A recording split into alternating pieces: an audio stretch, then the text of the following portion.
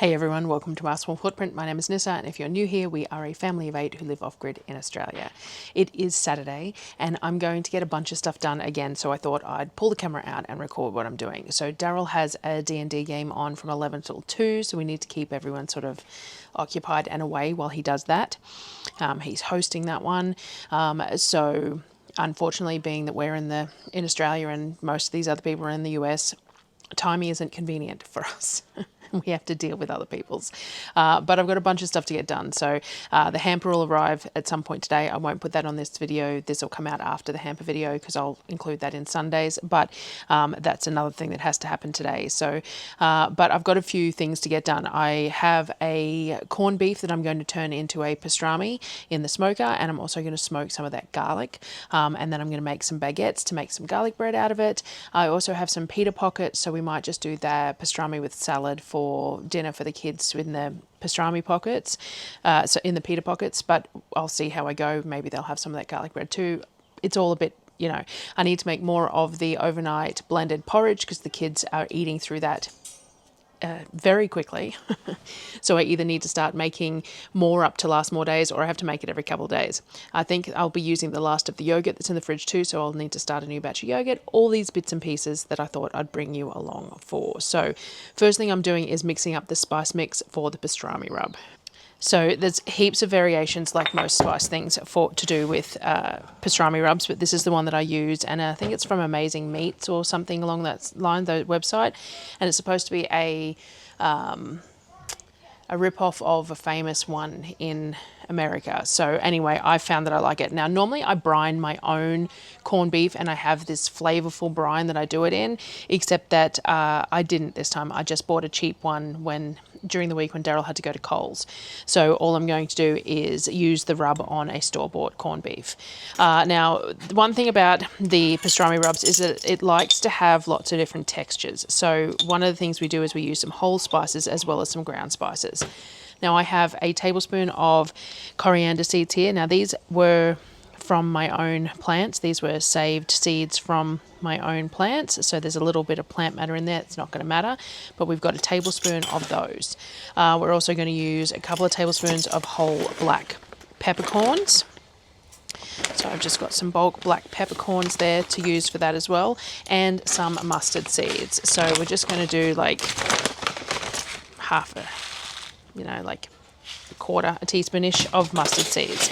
Most of these things will be used in a ground form as well, but this is just for texture. So what we're going to do is we're going to punch these down, crack them up, and make them, sort of a rough texture to add to that texture of the rub, and then we'll have the ground stuff, if that makes sense. It's just really nice to have those bigger pieces in that crust on the pastrami, but you don't have to. You can just do a more ground. But I'm going to grind these up, break these up, crack them up, and make them sort of a rough texture, and then we're going to add in the ground spices as well to that rub as well.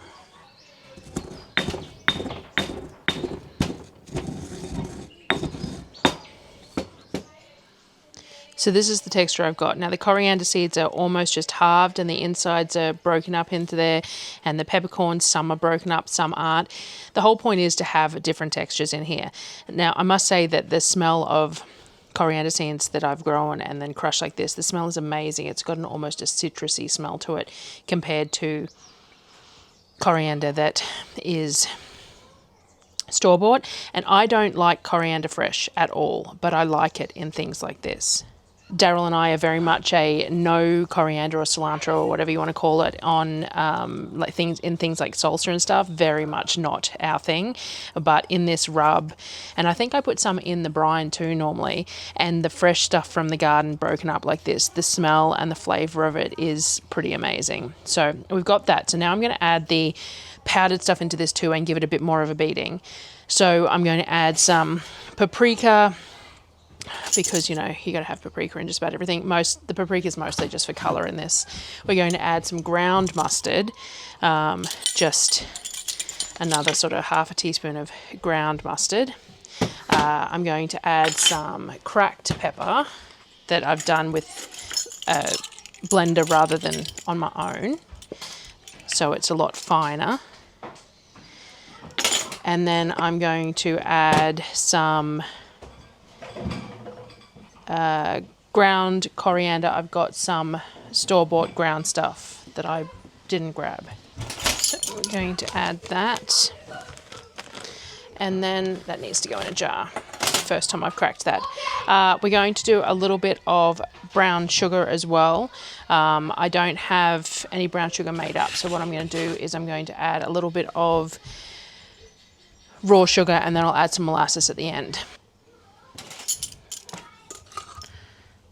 So I'm just going to add a tablespoon of that, and we're going to add some garlic and some onion. Couple of teaspoons of each.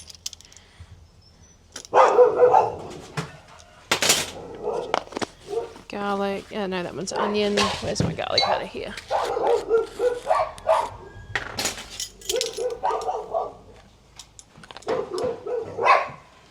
We had a truck driving past, so the dogs are barking. So garlic and onion, and I think that's all I need to add. So now I'm just going to use the texture of the ground stuff to help break up some of the cracked stuff as well. Now we've got this mixed texture, so you've got some of the bigger bits in there and a lot of the fine bits, and it should all work well to put on the pastrami. So now I'm going to get my corned beef out and give it a rinse. All right, so this is my corned beef. Now it's about 4 kilos. It's a $10 a kilo. Drover's run one. It's inexpensive from Coles. As I said, normally I brine my own and all the rest of it, but we're not doing that today. I've given it a good rinse. Now, some people like to soak their corned beef to make sure they get more salt out of it. I haven't got any salt in my rub, and so I just find that it works okay as is. So all I'm going to do is I'm going to coat it with the rub. I've got the smoker preheating to 110, and then we're going to stick it in there until it hits stall, and then we'll wrap it, and I'll bring you back when I wrap it and stuff. But just a good day to do it because I've got other stuff to do in the kitchen. So all I'm going to do is spread this rub, and it'll probably be most of this mix will go on this piece of beef, and it's damp, which means that the rub will stick to it, so we don't need anything to help with that.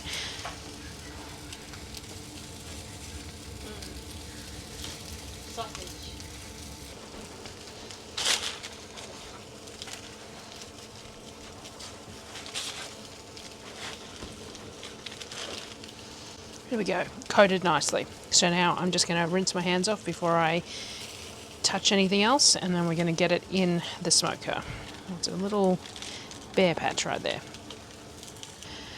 I'm going to stick one of my fancy probes in the unit as well. Which ones aren't charging? Number 2 is on 100% by the looks of it, so I'm going to stick the fancy wireless probe that I have straight in the middle of the thickest part. I'm going to stick that in there so that we can assess the internal temperature of the meat as we go, and then get it in the smoker. Alright, so the next thing I'm going to do is I'm going to put some garlic in the smoker as well. I'm going to put this on the top shelf. We're on low temperatures, so it'll work. I'm going to put some baking paper scrunched in the bottom of this. I'm going to dampen it and scrunch it in the bottom of this, and I'm going to make it tall so that it's got like a walls on it, and it means that I can just sort of bunch it over the top if I need to. I'm going to leave the garlic in the skins because that will protect the external parts of the garlic, because we don't want it to go hard or dried out or caramelized too much on the outside of the garlic, because then it makes it harder to blend it up, and we're going to blend this up as an emulsion. So the first thing I'm going to do is I'm going to grab some baking paper. You could use foil, actually. Maybe foil would be better in this. The problem is that if anything sticks to the foil, trying to make sure there's no foil on anything is always difficult. So I'm going to go with baking paper, and I'm going to wet this. The little bit of steam that this will create in the smoke is not a bad thing. And what I might do is, when I want to cover it, I might do a cap with the foil. So we'll use this to create the little bowl.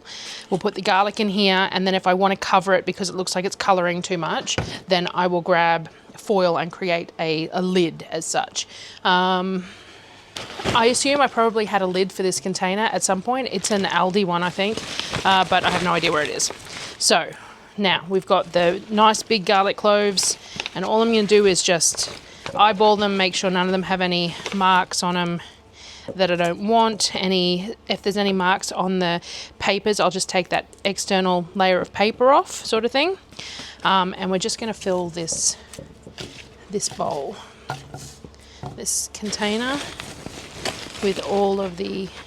I'm not going to use the full rounds that I got given. I'm going to use them for something else, so I'm just putting them aside. I just want the cloves. And then they'll all be sort of similar size as well in here. And I'm just going to fill the bowl because I'm running the smoker, so I'm going to make the most of it. So I should probably have that over here where you can see. So all I'm doing is creating the little bowl out of the baking paper, and I'm just running my eye over them to make sure there's no flaws in the cloves and filling this up.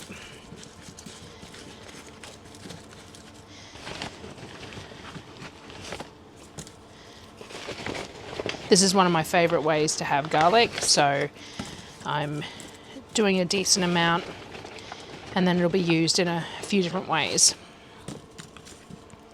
Nothing beats roasted garlic, and then when you add the smoke to the roasting, it's just even better. There we go. So that's a nice full container. And all I'm going to do is put that in the top shelf of the smoker while we're smoking the pastrami, and that'll do its thing, and I'll just keep an eye on it. As I said, put a foil lid on it if need be, but I want it to get hit with a decent amount of smoke initially. So while the smoke is on a low temperature, because I'll turn it up once the pastrami hits stall, so while it's on a low temperature and on the top shelf, it should absorb heaps of smoke, and then we'll deal with it. All right, so next job, I'm going to clean this bench up, because next job I'm going to pull out that yogurt. Now, children for you, this container was still in the fridge, so I assumed it still had yogurt in it and hadn't made any fresh yogurt, because I thought, well, I'll just use the end of it for the oats and then I'll make new yogurt, because I did have 2 of these and one got smashed. I have to order a spare one. Now, there's no yogurt in there. This is like the same as children putting milk back in the fridge with a mouthful of milk left in it. So anyway, because there's some yogurt around the edges and it'll add the flavour to the oats, I'm going to tip a tin of coconut cream in here, and then I will scrape all this bits of yogurt into that coconut cream and mix it up, and we'll use that as the base for the oats, and then I will wash the jug to start another batch. So let me grab a tin of coconut cream. We have actually run out of our goon bags of coconut cream. I need to order some delivered to Mum's place before I go to my next grocery run, because yes, we are out. So all we've got left is the half dozen coconut cream tins that we've got left over, and some of the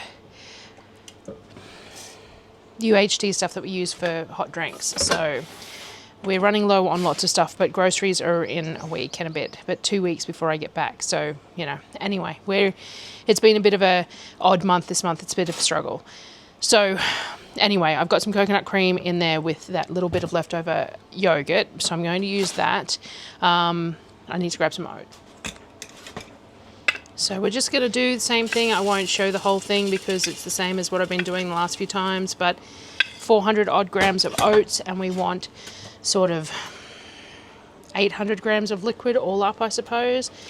We're just going to use some water as to bump this up, because realistically it's coconut cream that we're using, not coconut milk, so watering down is not such a big deal. So I've got you in the wrong spot while I'm talking to you, but so it ended up being about 450 worth of liquid, so we want to top that up with some water, and then I'm going to grab all the other stuff to go in. I have the last of the date caramel, so I'm going to have to make some more of this up for future serves, because that's only a couple of tablespoons left there that I'm going to stick in here. And then I've got nut butter I made as well. Now, realistically, almond milk would work well in this as well. Like if I made some homemade almond milk, and then I could use the pulp as well. But I'm out of almonds. So again, something else I'm out of. So we're doing that. I'll add some protein powders. I'll add a bit of sweetener if need be. I'll blend it up, and then I'll bring you back when I put it in the containers. So that's in the containers there. And now I'm just going to make the chocolate drizzle. Definitely is something that they enjoy. So I'm just going to make a super simple one. As I said, I'm out of date caramel now. I'm really low on coconut cream. So I'm going to do, you know, the absolute basic chocolate drizzle. I'm doing a 1/4 cup of coconut oil. I'm going to put a bit of cocoa in there. And then I'm going to add this. Now, I could use maple syrup or something. I have this caramel syrup. I bought it from Costco a couple of shopping trips ago now. And the intent was to use it in cold brew and iced coffees and stuff. But I found it very artificial tasting and didn't really like it that much. And then we went low carb, so even less reason to use it, sort of thing. So what I'm going to do is just mix up a bit of coconut oil, cocoa, and that caramel syrup. I probably could have done even less coconut oil, to be honest. And that just tastes like caramel coconut syrup, which should be fine. So all I'm going to do is drizzle it over the top to make it so that they've got that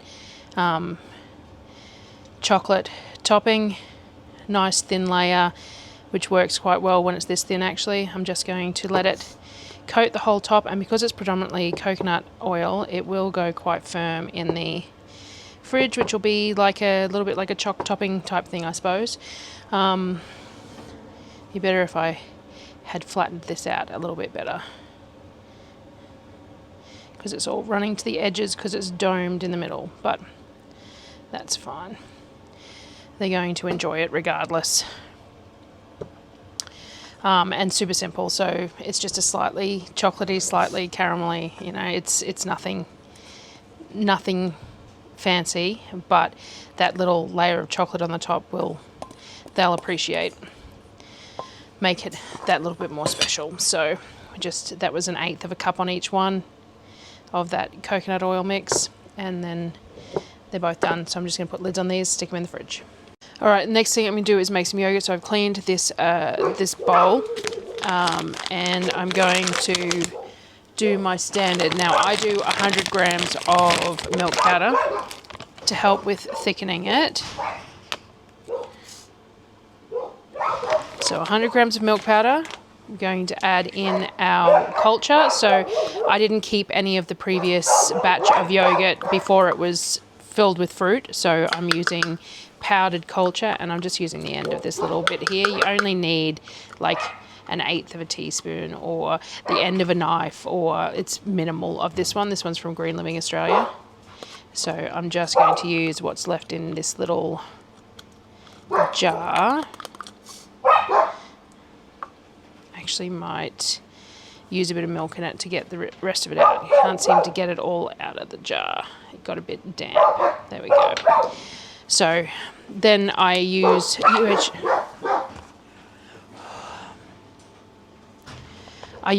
milk, because that way I don't have to heat it. So UHT milk has already been heated and then cooled, so you don't have to reheat it to make the yogurt. So I use UHT milk. I put some in. I mix this up to spread the powder and the culture. I'm just going to do that to get any leftovers out of there, and then I'll wash that one to be reused.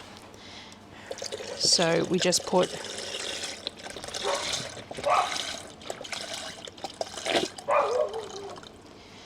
there's 1 litre. Now the other thing I use is calcium chloride drops. This is from Green Living Australia as well, and all it does is it just helps to thicken the yogurt.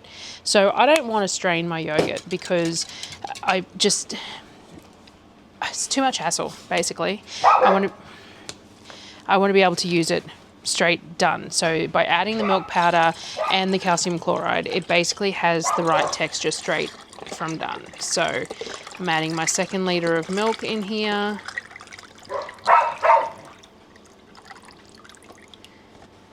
Making sure it's all mixed up. You're going to have to excuse the dogs. The neighbours are next door, and because they only come every 2nd weekend or so, the dogs don't tolerate the noise of them being there very well. So that's the yogurt done. Now I'm just going to give this lid a rinse, because I didn't give it a rinse, and get it in the yogurt maker, and 12 to 36 hours, however long you want to ferment it for, and it's done. next job I'm going to do is some smoothie pops. So I got these half price at Coles. They were $1.25. They're basically watered down mixed juice, low sugar, because they're watered down. But they still were cheaper when you look at the price compared to buying juice on its own. Anyway, I've been using these to make some smoothie pops just on their own, like just juice pops, but I thought they would make some nice base to smoothie pops as well. So I've got here, I went through the freezer and pulled out a bunch of different things. We've got some Monstero frozen, some mango, some strawberries, some peaches, and some banana all in there. So what I'm going to do is going to make a couple of jugs of smoothie up that I'm going to freeze into the smoothie pops while I've got this dirty bowl. So this bowl has had the nut butter and the oats and stuff in it. So what I'm going to do is I'm going to use this bowl to make the smoothie pops, because all those things can still go in smoothie pops. So I'm going to make 2 different jugs. So I'm going to split this fruit in half. The amount of fruit that we've got here: banana each, some strawberries and peaches each, some mango each, a bit of Monstero each. Just split it roughly in half. And then I'm going to use half a tin of coconut cream in it as well, and half the juice. I'll probably put some chia seeds in it, maybe some more nut butter. So we've got about 200 grams of the coconut cream in, leave 200 for the rest one, and then we've got a litre here, so we'll put 500 mils of this in and leave 500 for the next one, like that.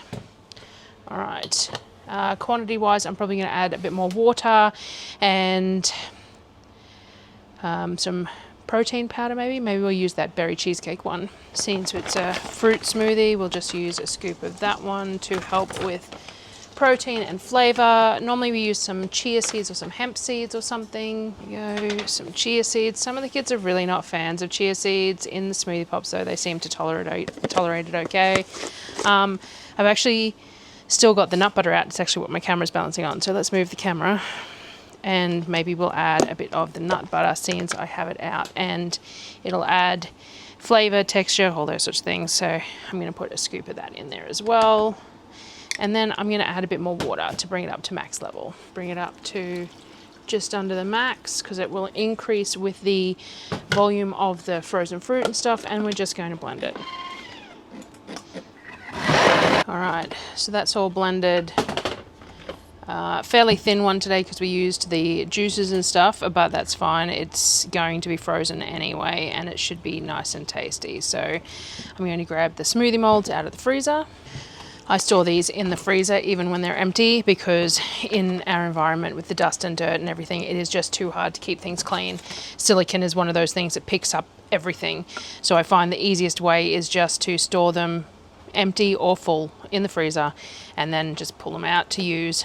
So they just get there. So I have 6 of these, I think, and generally speaking, 1 jug of smoothie will fill 2 of them. So I'll do a second one today. I think there's some still with some in them in the freezer, so but we're pretty low. So I'm just going to fill these, and then I'll get sticks in them, and I'll repeat the process. And yeah, something I do a couple of times a week, and I really find it works really well, because the kids can just come and grab a smoothie pop, and the portion is, I think it's like 90 ml each of these cavities. So it's good portion control, because if they do a whole jug of smoothie, then they do these great big heaping cups of smoothie, and they don't always finish them.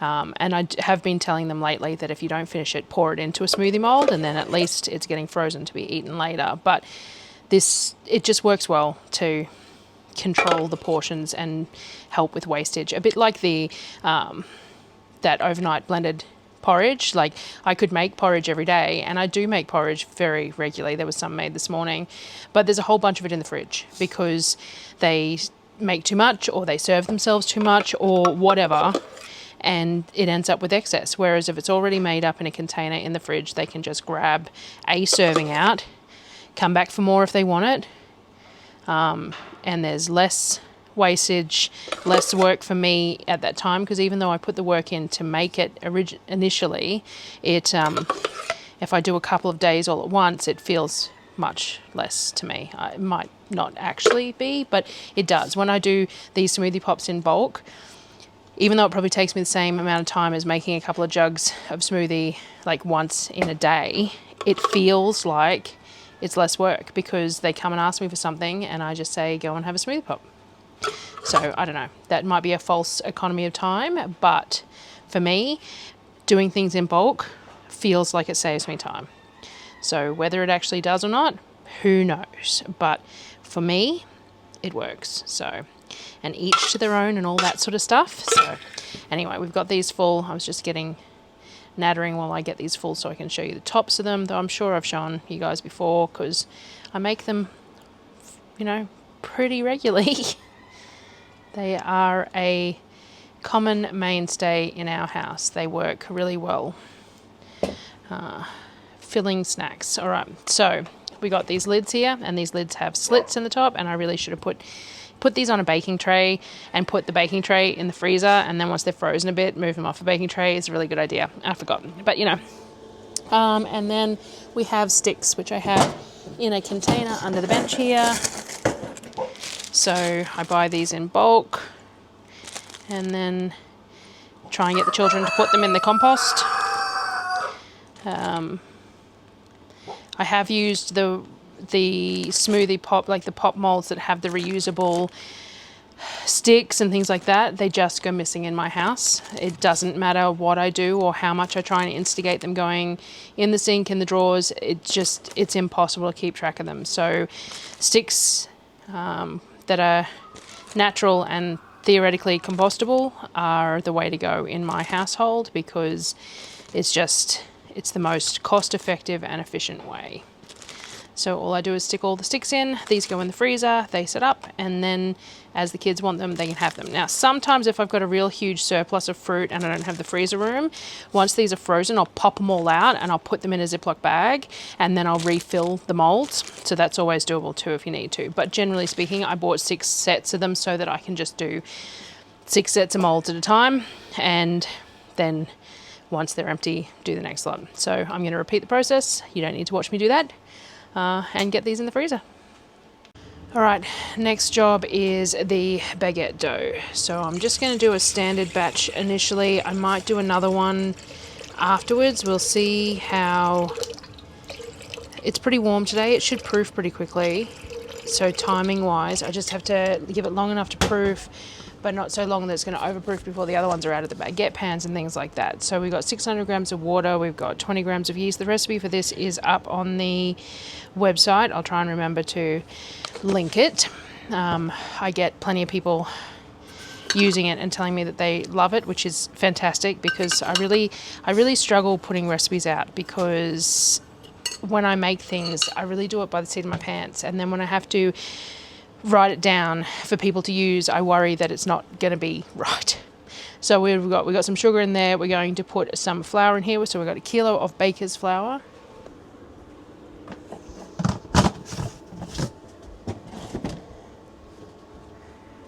We've got 100 grams of oil.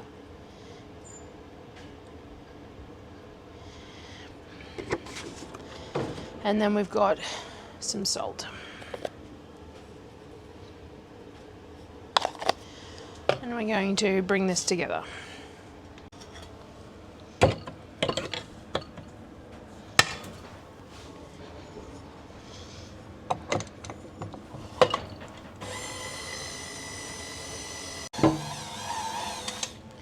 All right, so that's all brought together. Let's shove you around this way. There we go. That's all brought together.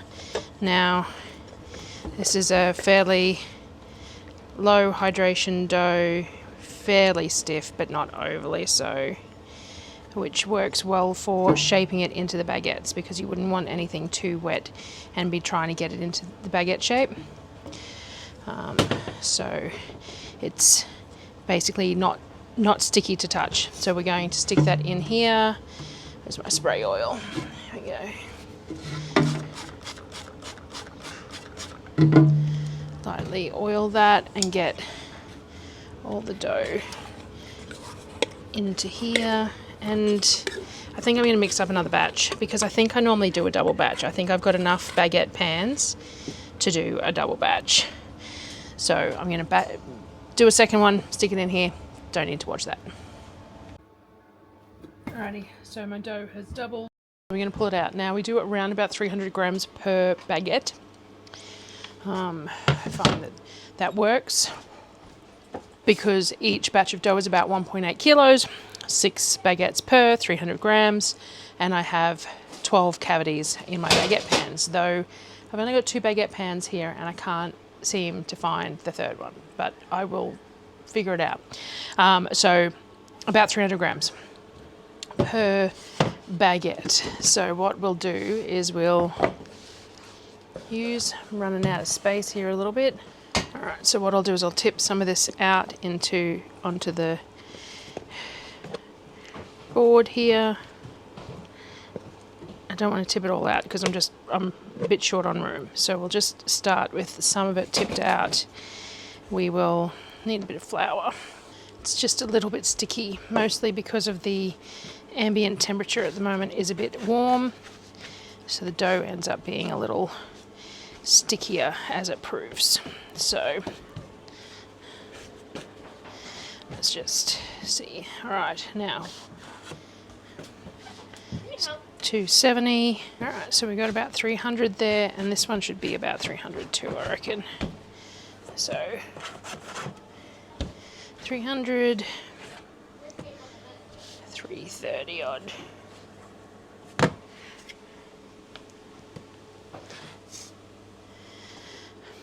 So what I do with each one then is I flatten them out.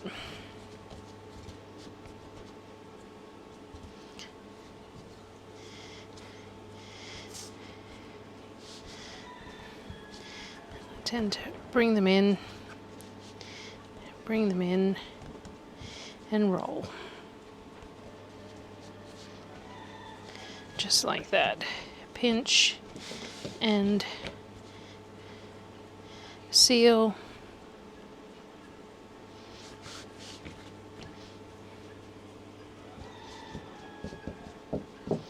And super simple, not any sort of precision whatsoever. And then I do that. I use a bit of semolina. I have a whole video on these and the recipe's up on the website. So, and then I just stretch them and place them. Totally slap hazard, but this bread is super forgiving, which is great. So I'm just going to do that 12 times and I'll show you once they're proofed. I just let them proof minimally. It doesn't need to be much because I'm going to stick them in a warming up oven, and I just tend to score them long, sort of 3 marks. They don't oven spring hugely anyway because it's a yeasted dough, and that's it. I just stick them straight in the oven like that. So bread's done, all the baguettes, but the problem now is that the smoker ran out of pellets, so I've had to move the beef into the oven and we will see how that goes. The garlic is in there as well, so once the garlic's done, but I don't think it's 4:45, so I don't think the pastrami is going to be ready for dinner, so I have to find something else for that, but at least the bread's done. Right, so the meat has hit 71 Celsius or 160 odd Fahrenheit, so we're going to put it in foil and put it back in the oven and bump the temperature up a little bit to hopefully get that last bit done a little bit quicker. So it's got a really nice crust on it. It's nice and solid. So now all we're going to do is wrap it up.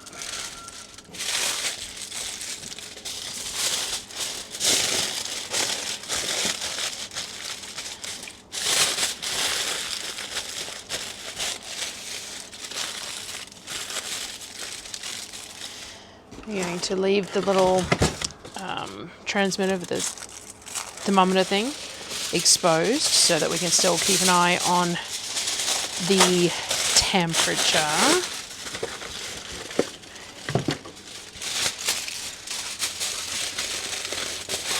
But we're going to try and get fairly good seal on it otherwise, because it'll just cook quicker if it's sealed up like this too, now that the crust is already there. So we're going to stick this back in the oven.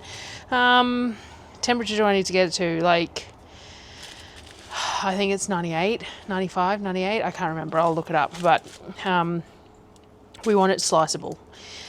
So we don't want to take it to pulling temperature. We just want it sliceable. So I'm just going to stick it back in the oven and we'll keep on going. Checking on the garlic at the same time since we have the oven open. It's looking nice and browned, but I don't think the cloves are soft enough yet.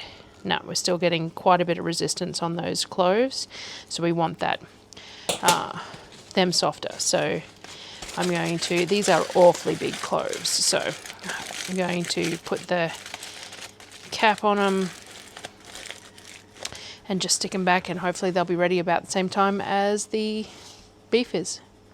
All right, I pulled the garlic out. The meat still has 5 degrees to go, but the garlic, I wanted to check the garlic because I could smell it. So you can see that the skin just comes off it and it's perfectly easy to probe. So we're at nice and soft and ready to go. So I'm going to leave this. I'm going to put the foil lid back on it and I'm going to let it cool because I want it to be handleable temperature, and put that aside, and I'm just waiting on the meat. Once the meat comes up to temperature though, I will just wrap it up and leave it. So it needs to sit and come down to temperature in the foil. Alright, I haven't got the mic attached. Here you go. It's nearly 8 o'clock at night and it's only just hit temperature, so it's dark out in my kitchen, but hopefully you can get a look. So this is what it looks like. It looks like it's falling apart in top. It looks perfect. So what I'm going to do now is I'm going to leave it wrapped for probably, I don't know, a couple of hours, and then after that it can go in the fridge and I'll slice it tomorrow as the end of the video. So happy with that at temperature. Turn my probe off, and yeah, it's it was too late for dinner, but it's done now. So I'll slice it tomorrow and I'll show you. Alright, so next day I will do the garlic bread a bit later, but we're going to have a look at the meat. So now, directionality wise, I think we're going to want to cut it. So we want to cut it across the grain, which I think is going to be this way. So let's have a look.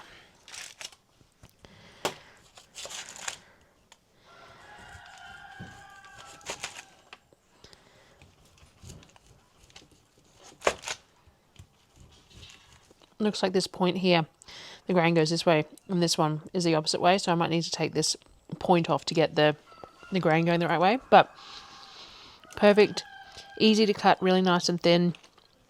Have with sandwiches, salads, whatever. It's just such a nice cut to do that way. Very pink because it was the pre-bought brined one. When I brine my own, I do use some pink curing salt, but it never ends up quite as pink as that. But just a really nice way to use corned beef that's a little bit different to just boiling it, which is also nice, but once it's cold, it's so easy to slice nice and thin too. Just like that. So that's my pastrami. Alright, garlic. So this is really a whole lot easier to peel and stuff when it's warm, but it was too late last night, and being big cloves like this, it shouldn't be too much hassle. So all I'm going to do is just remove the skin and the little knobby bit, and we've got these smoked roasted garlic cloves. So it's a bit of a job, but it's worth doing. And by roasting it and smoking it in the skins, it means that all the flesh is soft. There's no like extra toasty outside bits that are a bit tough and things like that. So this will blend really well. So that's all I'm going to do is I'm going to sit here and peel every single clove so that I can puree them up, and then I will add some to butter and some to ghee probably, I was very lucky, and even though Sonnet smashed that jar of ghee accidentally, there was a spider on the jar. That's how she smashed it. She dropped it because it was a spider. One of my viewers actually sent me some ghee via Amazon to get us through until the next grocery trip, so I've got some ghee there that I can use, but I could have used, we have nutter eggs, so I could have used that, but ghee is obviously a much nicer flavour and better nutritionally than nutter eggs, so, but I had that option if I wanted to. I also could just puree it and freeze it without mixing it with anything, but I find that, or I could mix it with some olive oil and put that in like ice trays and use that for cooking and things like that, but we're actually pretty low on olive oil as well, getting to the end of the 8 weeks, and because I don't think I bought olive oil in the last trip because it went up to $75 for the 6 litres, and I knew that we had a fair bit at home, so by using some of this ghee and some real butter will be what I'll probably do for this lot. So I'm just going to go through and I'm going to peel it all. So we've ended up about 1.2 kilos of smoked roasted garlic. So we've got some pieces that are a little, like have some caramelization on them, some that are a little firmer than others, some that are really squishy.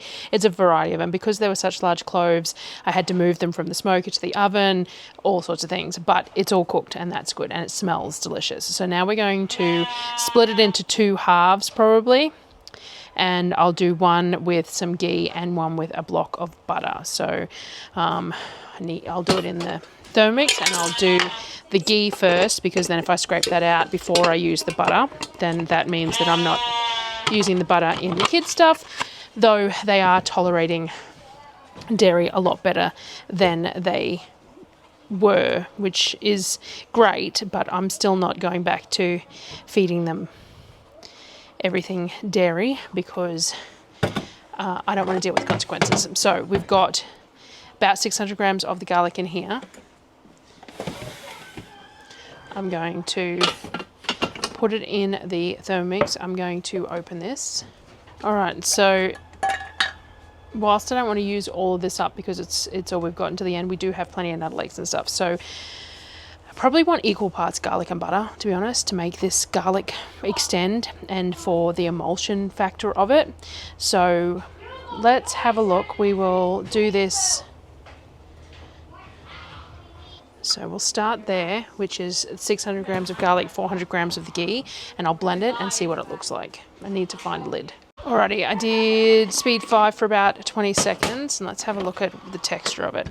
So we've got this gorgeous thick emulsion of the garlic and the ghee, and this bubbles. Now, the big thing here is that ghee's expensive, garlic's expensive, and it was a lot of work. So realistically, we want this to stretch as far as we can. So realistically, we want to add more ghee to this. So I think I'm going to, and we'll just deal with having less ghee over the next week or whatever, because this is worth it with the effort. I probably could have just done part of the garlic and frozen part of it. I didn't really think about it at the time, but yeah, it's this gorgeous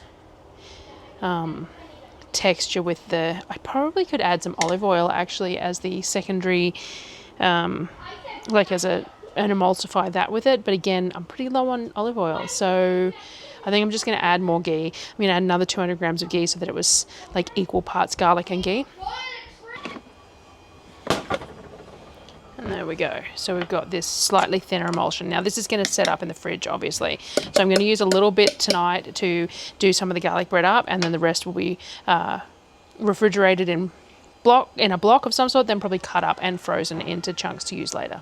Now we have our baguettes. I am a fan of doing them this way, just not quite going through the bottom and putting the garlic butter in it like a Domino's pizza garlic bread, but it is a fair bit of work. And so I think what I'm predominantly going to do is just do them open face. So if I just do them flat open face, and then when they're heated, they can just be heated like this. So I'm going to put the butter in them, probably a bit of freezer paper between the two, and then wrap it in foil, and it can be heated like that. So all I'm going to do is spread a good amount of, I don't really want to,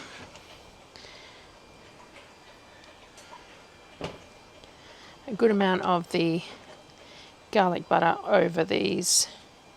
Obviously this garlic butter will firm up, which would make it easier to do this once it's firmer. But I'm just going to drizzle generous amount. We're going to use some of this for dinner tonight, so generous amount like that. And then that's it. Now, actually, I probably won't even put anything in between it. I'll probably just put them on top of each other and then foil wrap them, because if they go straight in the oven in the foil, and then once they're defrosted, I'll be able to split them open and give them a bit of a grill if they need it. So this is going to be our garlic bread for, it won't last long, but to go in the freezer. So the idea is we'll just pop it back together like that, and then I'm going to get some foil and I'm going to place it in like that,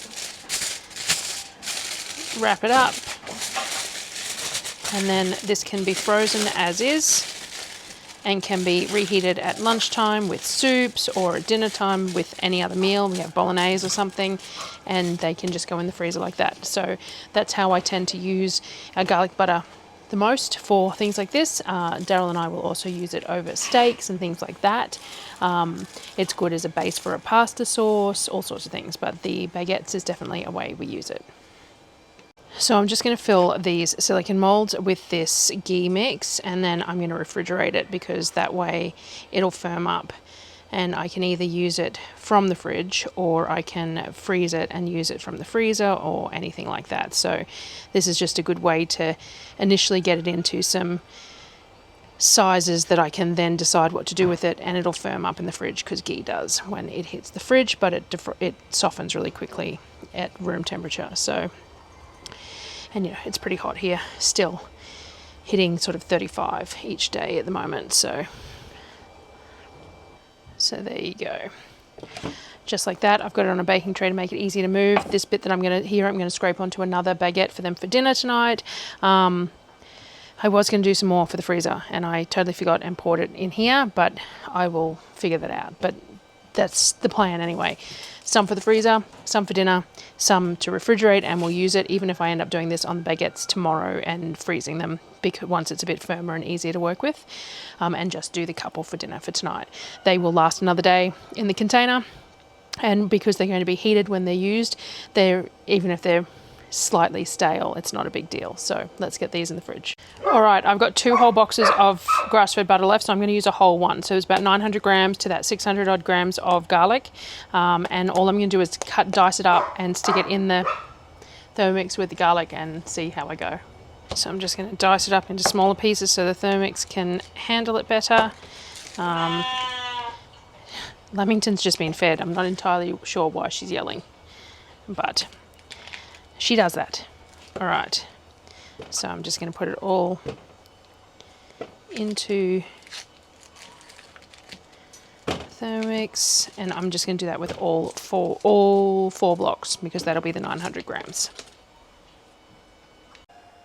Now, because the butter is inherently firmer, what we can do is we can create patties type things, and we can freeze it or refrigerate it like this, and then cut it into slices. So all I'm doing is trying to get it fairly even into like a brick. I suppose I probably could have reused the butter foil. Actually, I've got that just here. I might do some in that. So basically just creating little bricks of butter, but it's garlic butter. And I'm just going to put this on a tray in the fridge like this. So once I get it nice and fluffy and emulsified, I'm going to do it in a few batches because the Thermomix is struggling, but that was a nice fluffy emulsified section. It's now in a little patty. I'm going to stick that in the fridge, and then we can just slice pieces off it to use however we want to use it. So I'm just going to keep going with the rest of it. Some of it's still got some chunks in it, so I'm going to take it to a bit smoother, and then actually I might use, I didn't think about it, I have these here, so I might use some of these to create some bricks out of them as well. So this works quite well. Obviously I would have needed as something else as well, like that baking paper, because when you add the garlic, we've got more than the equivalent of the butter, but this should work quite well to store it and should be able to be frozen in this too because it's foiled. So just carefully fold it up like that. Doesn't need to be super neat, just needs to be sealed. And we've got a little brick of garlic butter like that. So I'm just going to fill the other ones and then I'll be done. So I've got the 4 filled, that baking paper one that I showed you, and we've got a bunch here. So I'm going to do that one in something as well after I use some for dinner. So I think Darryl and I are just going to have steak with some of that on it for dinner. So it ended up being 2 days because I wanted to show you the results of those sort of things, but another full day in the kitchen. So I still have baguettes in this is the container I use to store bread that hasn't been eaten yet. So I still have 10 there that I will either a bit later tonight turn into garlic bread, wrap and freeze, or I'll do it tomorrow. As I said, being a couple of days old isn't going to be a big deal because it's going to be reheated before it's eaten anyway. So toasting a couple of day old bread, and then all the fats of the ghee, and it'll be tasty anyway. So they would have eaten more of that before now, except that we got all that loaves of bread from the hamper, so they didn't need it. Which is a good thing because it means I can get it in the freezer. Anyway, it's late. It is 5:15. Darryl has had to take the car limping to get water because we have no water. So hopefully he makes it home. And I'm going to start on dinner now. So thank you for joining me again. And I hope that, again, that's given you some inspiration on things that you can do with your garlic and stuff. And I highly recommend trying a pastrami. It's amazing. So that's what the kids are going to have for dinner tonight. And I might start what we eat in a week tonight. So I might show off the toasted garlic bread with the pastrami and stuff for the kids for dinner tonight, so you guys can see that. And Darryl and I will have some steak with the garlic butter. We bought a cheap porterhouse steak from town, the $15 a kilo economy. It's not great, but it's steak. The kids and us all had pieces last night and a couple of nights ago with veggies and mash and all that sort of thing. And there's just a small piece left, and it's Darryl's birthday, so I think we'll just divide that bit together and the kids can have the pastrami and some salad and stuff on the bread rolls. But anyway, I'll show that. Rambling. It's late. I'm tired. It's been a long week. And I will see you guys on the next video. Thanks for watching.